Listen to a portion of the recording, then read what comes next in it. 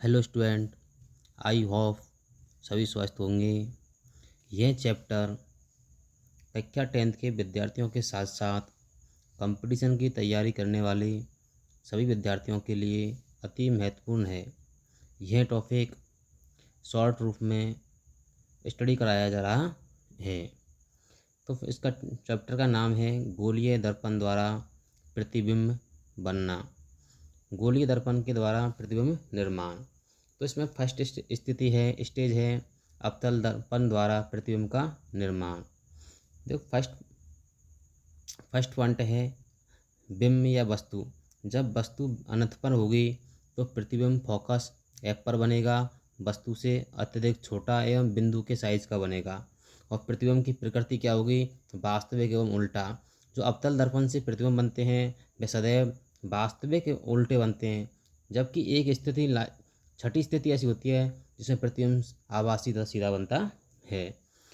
Second स्थिति, जब वस्तु वक्रता केंद्र से दूर होगी, जब वस्तु वक्रता केंद्र से दूर होगी तो प्रतिबिंब फोकस एफ तथा वक्रता केंद्र सी के बीच बनेगा, वस्तु से अत्यधिक छोटा बनेगा, वास्तविक तथा उल्टा बनेगा। नेक्स्ट स्थिति, जब वस्तु वक्रता केंद्र सी पर होगी तो प्रतिबिंब भी वक्रता केंद्र सी पर बनेगा, समान साइज का बनेगा। जितनी बड़ी वस्तु होगी प्रतिबिंब उतना ही बड़ा बनेगा, वास्तविक तथा उल्टा प्रतिबिंब बनेगा। जब वस्तु वक्रता केंद्र सी तथा फोकस एफ के बीच होगी तो प्रतिबिंब वक्रता केंद्र से दूर बनेगा, वस्तु से बड़ा बनेगा, वास्तविक तथा उल्टा होगा। जब वस्तु फोकस एफ पर होगी तो प्रतिबिंब अनंत पर बनेगा, वस्तु से अत्यधिक बड़ा बनेगा, वास्तविक तथा उल्टा होगा। ये स्थिति लास्ट की स्थिति ऐसी है जिसमें प्रतिबिंब आभासी सीधा बनता है, जबकि इससे पहले की 5 स्थिति हैं उसमें प्रतिबिंब वास्तविक तथा उल्टा होता है, इसमें आभासी तथा सीधा होता है। जब वस्तु ध्रुव पी तथा फोकस एफ के बीच होगी तो प्रतिबिंब दर्पण के पीछे बनेगा। प्रतिबिंब कहाँ बनेगा? दर्पण के पीछे, और वस्तु से बड़ा होगा। जबकि 5 स्थितियों में प्रतिबिंब क्या बन रहा है? दर्पण के सामने बन रहा, जबकि छठी स्थिति में प्रतिबिंब दर्पण के क्या बन रहा है? पीछे बन रहा है और आभासी एवं सीधा बनता है। ये 6 स्थितियाँ अवतल दर्पण के द्वारा प्रतिबिंब निर्माण की। एक एक स्थिति को हम आरेख द्वारा समझते हैं। फर्स्ट स्थिति है अवतल दर्पण द्वारा किरण आरेख का उपयोग करके प्रतिबिंब का निर्माण। जब वस्तु अनंत पर होगी, देखो ये ए और बी एक वस्तु है, ये अनंत पर है, अनंत पर रखी हुई है। तो इस अनंत पर होगी तो प्रतिबिंब कहाँ बन रहा है? फोकस एफ पर बन रहा है। देखो ये फोकस एफ है तो प्रतिबिंब कहाँ बन रहा है? फोकस एफ पर बन रहा है। तो जब वस्तु अनंत पर होगी तो प्रतिबिंब फोकस एफ पर बनेगा, फोकस एफ पर बनेगा, वस्तु से अत्यधिक छोटा या बिंदु साइज का होगा और वास्तविक और उल्टा होगा। ये होगी इसकी फर्स्ट स्थिति अवतल दर्पण की। सेकंड स्थिति, जब वस्तु वक्रता केंद्र सी से परे हो, वक्रता केंद्र सी से क्या होगी? दूर होगी। देखो ये वक्रता केंद्र क्या है? सी है, तो सी से क्या है वस्तु? ये ए और बी वस्तु है, ये वाली किससे? वक्रता केंद्र सी से दूर है। तो क्या होगा? प्रतिबिंब कहाँ बनेगा? तो प्रतिबिंब देखो ये वस्तु बी है और प्रतिबिंब बन जाएगा बी डैश। प्रतिबिंब क्या बन रहा है? बी डैश बन रहा है। तो प्रतिबिंब कहाँ बन रहा है? ये है एफ और सी के मध्य बन रहा है। तो प्रतिबिंब फोकस एफ तथा वक्रता केंद्र सी के बीच बनेगा, वस्तु से क्या बन रहा है? छोटा बन रहा है। देखो वस्तु इसमें ये वाली वस्तु कितनी बड़ी है, जबकि इसमें प्रतिबिंब क्या है? छोटा बन रहा है, वास्तविक तथा उल्टा है। इधर सीधा है, प्रतिबिंब क्या बन रहा है? उल्टा है और वास्तविक भी है। ये इसकी हो गई सेकंड स्थिति अवतल दर्पण की। तीसरी स्थिति क्या होगी? देखो जब वस्तु वक्रता केंद्र सी पर हो, वस्तु कहाँ पर होगी? वक्रता केंद्र सी पर होगी। अब देखो वक्रता केंद्र सी ये है, वक्रता केंद्र सी है, वस्तु कौन सी है? वस्तु ये वाली है, ये वाली वस्तु है।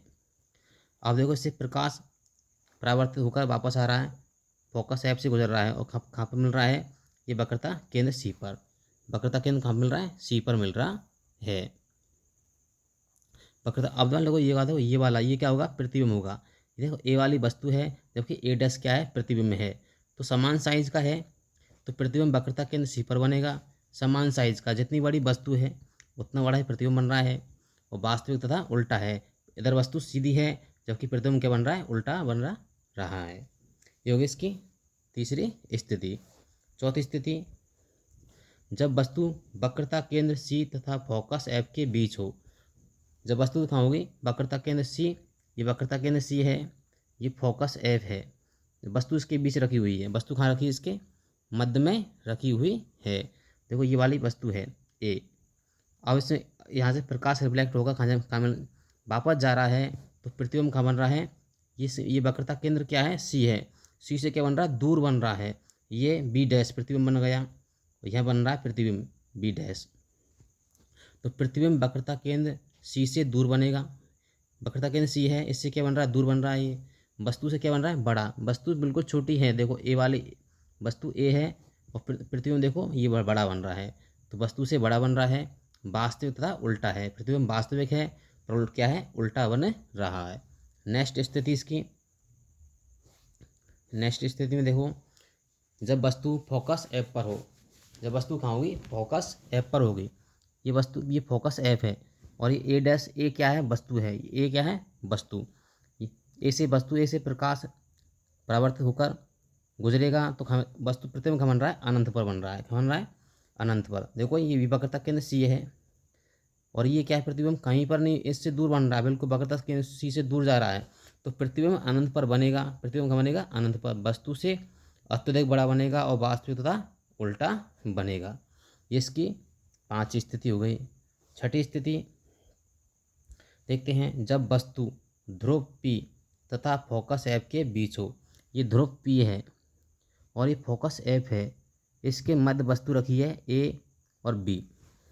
अब देखो ये इससे पहले की 5 स्थितियों में प्रतिबिंब क्या बन रहा, दर्पण के सामने बन रहा, इधर बन रहा था, दर्पण के सामने बन रहा है। जबकि छठी स्थिति में प्रतिबिंब का बन रहा है, दर्पण के पीछे बन रहा है। क्या बन रहा है, दर्पण के पीछे बन रहा है। तो प्रतिबिंब दर्पण के पीछे वस्तु से बड़ा, वस्तु देखो बिल्कुल छोटी है, जबकि प्रतिबिंब कितना बन रहा है, बड़ा बन रहा है, वस्तु से बड़ा है। आभासी है तो सीधा है। प्रतिबिंब कैसे बन रहा है, वस्तु सीधी है तो प्रतिबिंब भी सीधा बन रहा है। ये फिर आभासी है, हमको वास्तविक प्रतिबिंब प्राप्त नहीं हो रहा है। प्रतिबिंब ये क्या बन रहा है, प्रतिबिंब बनता हुआ प्रतीत हो रहा है, इसलिए क्या है, आभासी है। प्रतिबिंब वास्तविक रूप से नहीं बन रहा है। देखो ये वाली रेखा है, ये डैश डैश के रूप में दर्शाई गई हैं। ये क्या है, एक आभास हो रहा है कि हमको प्रतिबिंब दर्पण के पीछे बन रहा है, इसलिए यह आभासी प्रतिबिंब होगा। ये हो गई अवतल दर्पण से प्रतिबिंब निर्माण की 6 स्थिति। प्रतिबिंब निर्माण की 6 स्थिति। अब नेक्स्ट है अवतल दर्पण के उपयोग।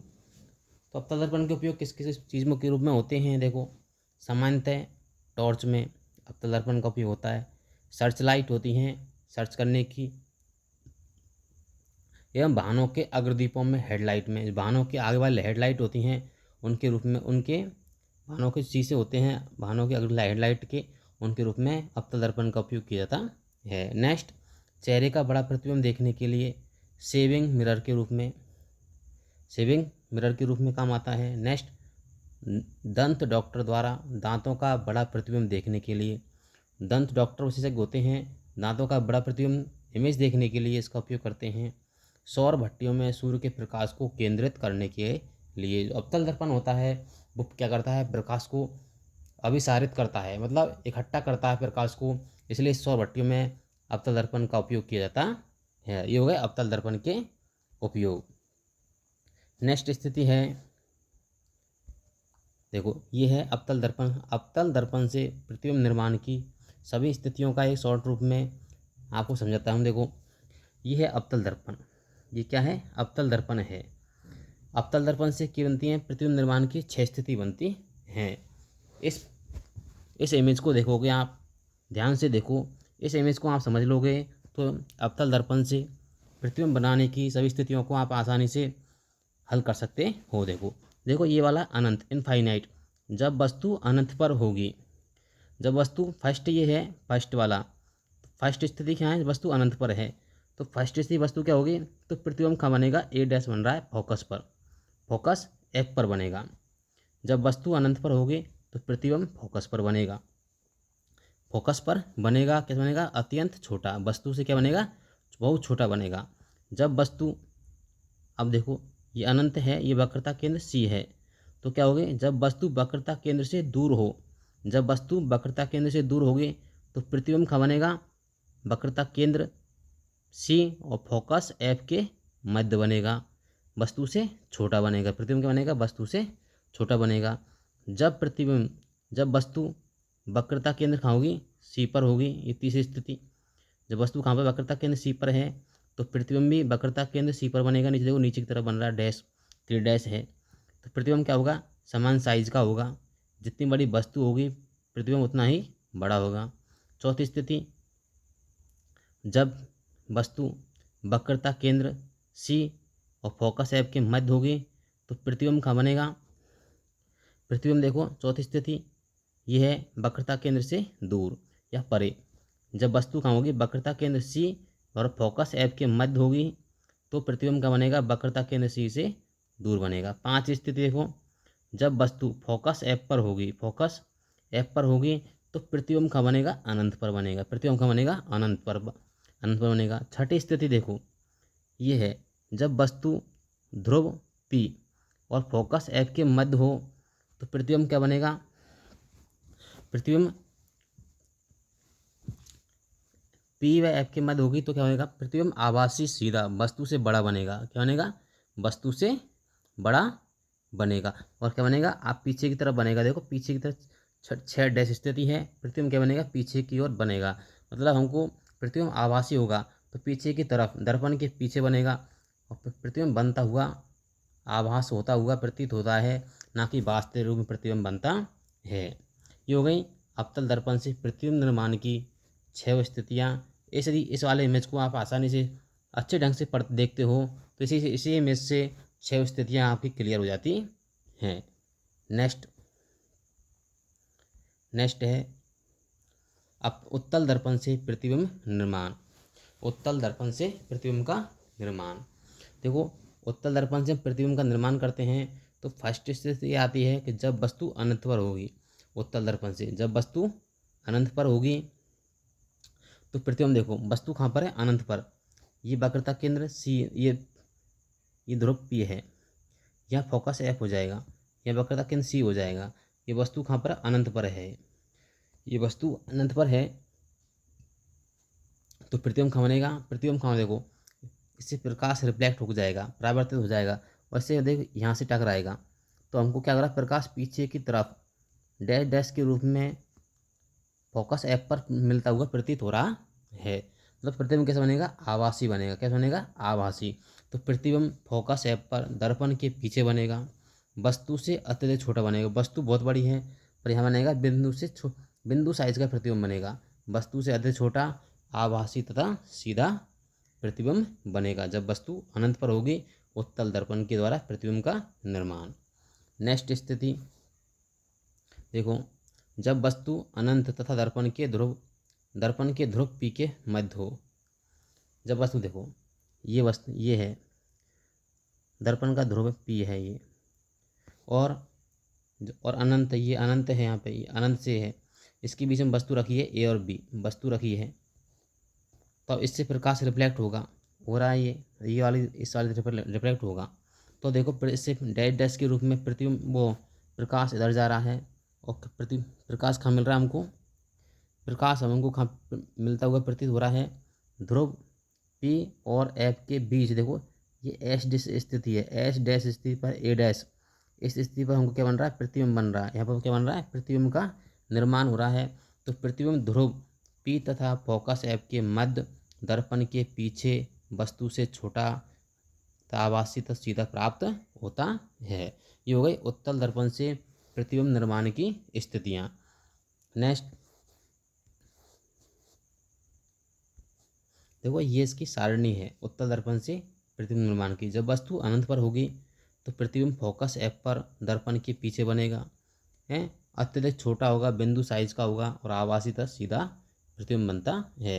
जब वस्तु कहाँ पर होगी, जब वस्तु अनंत पर होगी, जब वस्तु अनंत तथा ध्रुव दर्पण के ध्रुव पी के बीच होगी तो प्रतिबिंब ध्रुव पी तथा फोकस एफ के बीच बनेगा, दर्पण के पीछे छोटा होगा, आभासी तथा सीधा प्रतिबिंब प्राप्त होगा।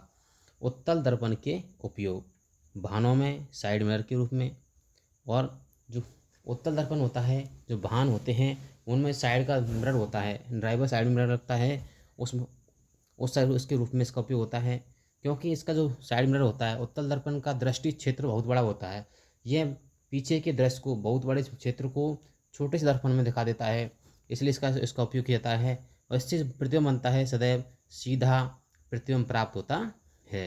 उत्तल दर्पण से हमेशा सीधा और प्रतिबिंब प्राप्त होता है, इसलिए उत्तल दर्पण का उपयोग वाहनों में साइड मिरर के रूप में किया जाता है। हेलो स्टूडेंट, ये वीडियो आपको अच्छा लगे, ये चैप्टर आपके समझ में आया हो तो कमेंट सेक्शन में कमेंट करके बताएं, और जब वीडियो को ज़्यादा ज़्यादा शेयर करें, लाइक एवं कमेंट करें। यदि आप चैनल पर नए हो तो चैनल को सब्सक्राइब करें, बेल आइकन को दबाएं, जिससे आने वाली वीडियो को आपका नोटिफिकेशन प्राप्त हो सके। Thank you.